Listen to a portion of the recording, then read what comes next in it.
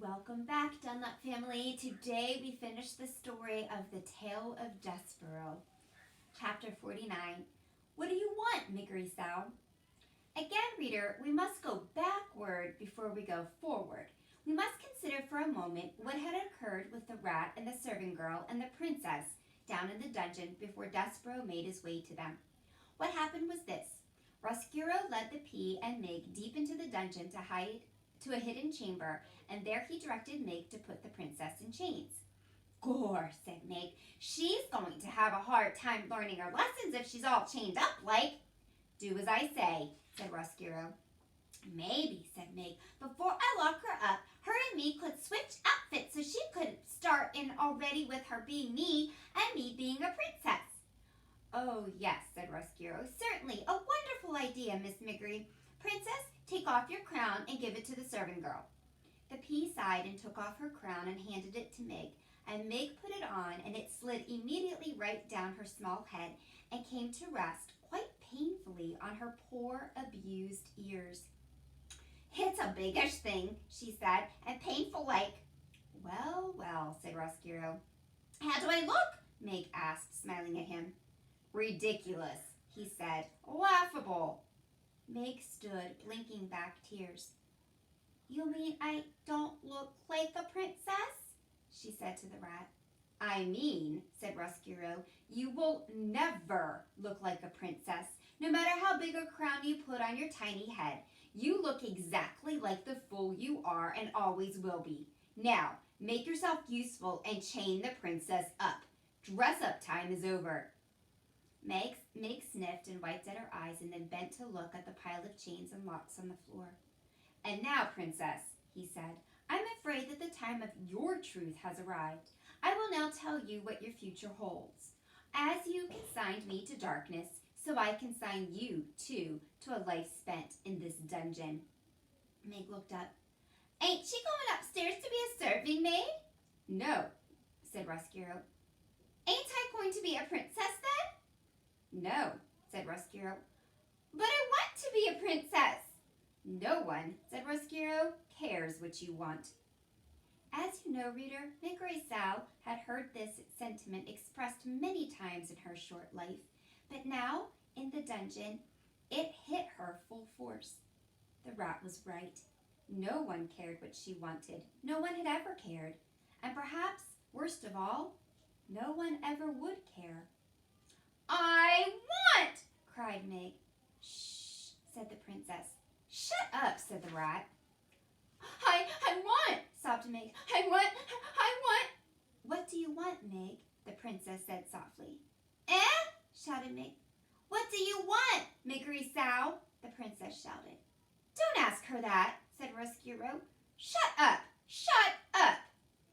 But it was too late. The words had been said. The question at last had been asked. The world stopped spinning and all of creation held its breath, waiting to hear what it was that Miggery Sow wanted. I want, said Meg. Yes, shouted the Pea. I want my ma, cried Meg into the silent, waiting world. I want my ma. Oh, said the princess. She held out her hand to Meg. Meg took hold of it. I want my mother too, said the princess softly, and she squeezed Meg's hand. Stop it, shouted Roscuro. Chain her up! Chain her up! Gore, said Meg. I ain't going to do it. You can't make me do it. I got the knife, don't I? She shook the knife and held it up. If you have any sense at all, said Roscuro, and I heartily doubt that you do, you will not use that instrument on me. Without me, you will never find your way out of the dungeon, and you will starve to death here, or worse. Gore, said Meg, then lead us out now, or I will chop you up into little rat bits. No, said Roscuro, the princess shall stay here in the darkness, and you, Meg, will stay with her. But I want to go upstairs, said Meg. I am afraid that we are stuck here, Meg, shouted the princess, unless the rat has a change of heart and decides to lead us out. There will be no changes of heart, said Roscuro. None. Gore, said Meg. She lowered the knife. And so the rat and the princess and the servant girl sat together in the dungeon as, outside the castle, the sun rose and moved through the sky and sank to the earth again, and night fell. They sat together until the candle had burned out and another one had to be lit. They sat together in the dungeon. They sat and sat. And reader, truthfully, they might be sitting there still if a mouse had not arrived. Chapter 50, in which the princess says his name. "Princess!" shouted Despereaux. "Princess, I have come to save you!" The Princess P heard her name. She looked up. "Despereaux," she whispered, and then she shouted it. "Despereaux!" Reader, nothing is sweeter in this sad world than the sound of someone you love calling your name. Nothing. For Despereaux, the sound was worth everything. His lost tail, his trip to the dungeon, and back out of it and back into it again. He ran toward the princess, but Roscuro, baring his teeth, blocked the mouse's way. The princess cried, "Oh no, Rat, please, don't hurt him. He is my friend." Meg said, "Don't worry, princess. I will save the missy." She took the kitchen knife. She aimed to cut off the rat's head, but she missed her mark. "Whoopsie," said Migreesau. Chapter 51. What is that smell? "Ow!" screamed Roscuro. He turned to look at where his tail had been, and as he did, Despereaux drew his needle and placed the sharp tip of it right where the rat's heart should be. "Don't move," said Despereaux. "I will kill you." Botticelli laughed from the sidelines. "Exactly." He slapped his tail on the floor in approval. "Absolutely delightful. A mouse is going to kill a rat. Oh, all of this is much better than I anticipated.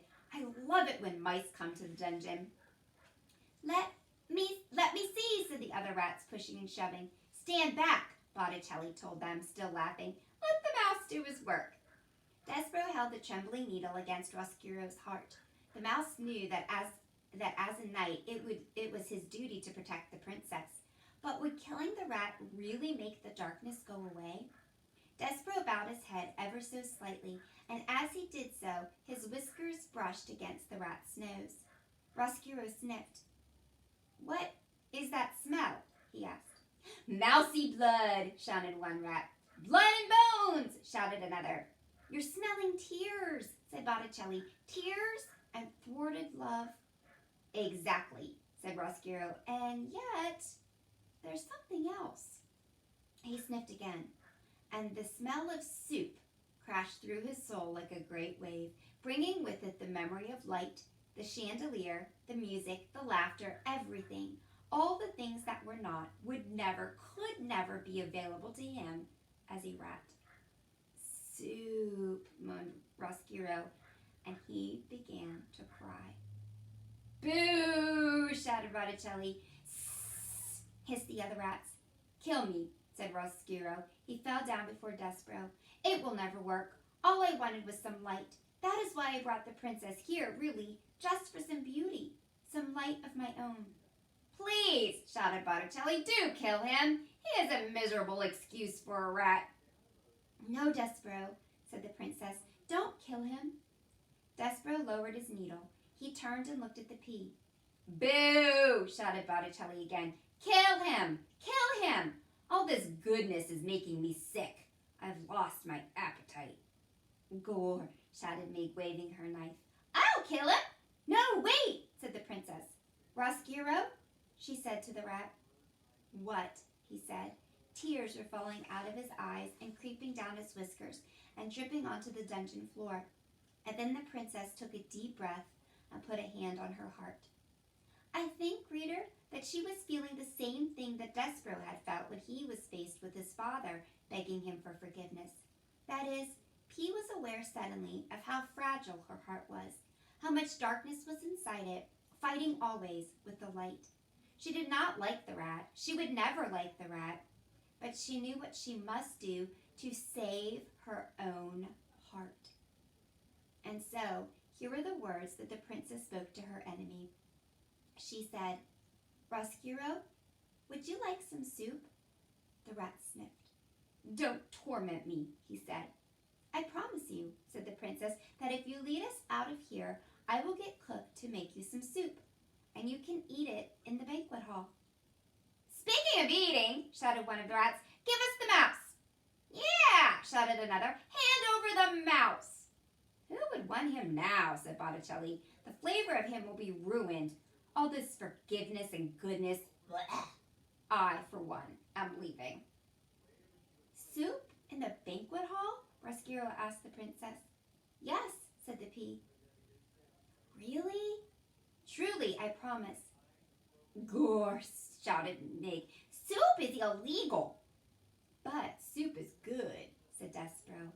Yes, said the pea, isn't it? The princess bent down before the mouse. You are my knight, she said to him, with the shining needle, and I am so glad that you found me. Let's go upstairs. Let's eat some soup. And reader, they did. Chapter 52, Happily Ever After.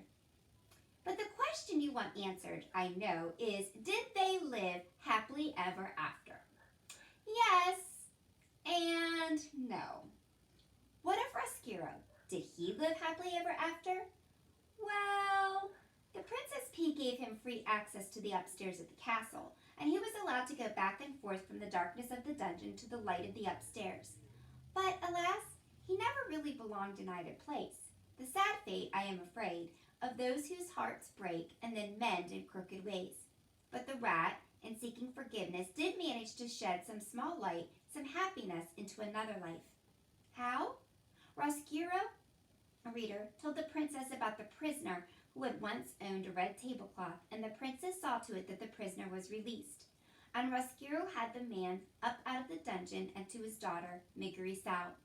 Mig, as you might have guessed, did not get to be a princess, but her father, to atone for what he had done, treated her like one for the rest of his days. And what of Despereaux? Did he live happily ever after? Well, he did not marry the princess, if that is what you mean by happily ever after. Even in a world as strange as this one, a mouse and a princess cannot marry. But reader, they can be friends. And they were. Together they had many adventures. Those adventures, however, are another story, and this story, I'm afraid, must now draw to a close. But before you leave, reader, imagine this.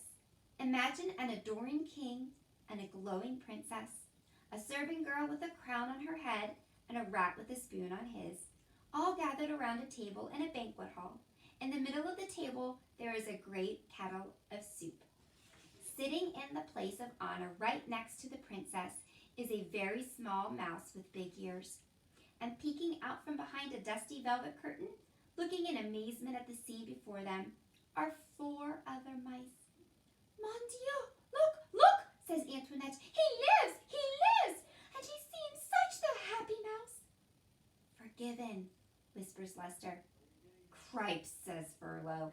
Unbelievable.